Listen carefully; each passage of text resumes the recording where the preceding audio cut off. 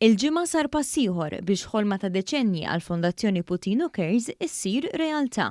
Kif ġie firmat ftehim il-Fondazzjoni għax-xiri ta' proprjetà għal pazjenti Maltin fiċ-ċentru ta' Londra.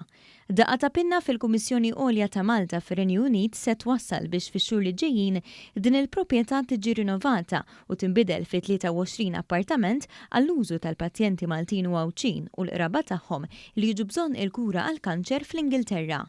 Il-President ta' Putino Cares, Angel Kuxkiri, qalet li din il-binja se tiffaċilita ħafna it-traġiet tal-pazjenti.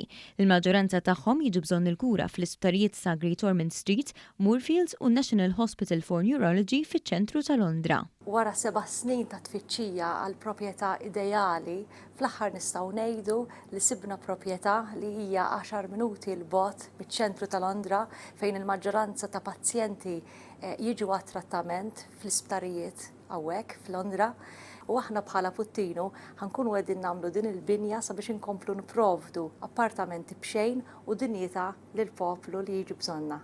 Preżentament Putino Cares għandu żewġ binjiet f'Sutton li fihom 20 appartament. Waħda mill-qraba tal-pazjenti li qed jagħmlu użu minn dawn l-appartamenti hija Diane Kassar. Nintaqa' ma' nies hawnhekk illi jkollhom bżonn servizz li hija iktar fiċ-ċentru ta' Londra.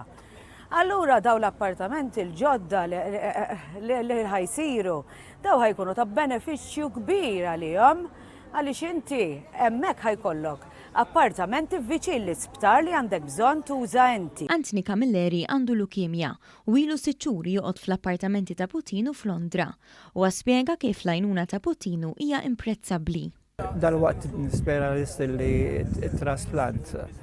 Hawnhekk qegħdin kontenti u mnalla kien Putino għalina li kieku biex tiġi hawnhekk u għandek spejjeż kbar u xek. L-iffirmar tal-ftehim sar fil-preżenza ta' Mart il-Prim Ministru Lidja Qabela li faħret il-ġenerożità tal-Maltin li waslet biex ikun jista' jsir investiment bħal dan.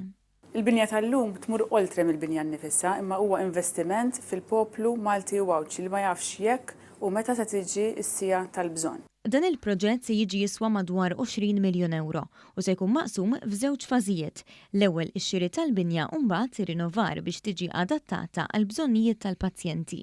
Il-finanzjament għalih se jsir bid-donazzjonijiet li nġabru mingħand il-poplu Malti, il-5 miljun euro li nataw mill-Fond Soċjali għall-Iżvilupp Nazzjonali u self ta' 10 miljuni mill-Bank of Valletta biex jiġu koperti l-ispejjeż u jkun jista' jsir irrinnovar.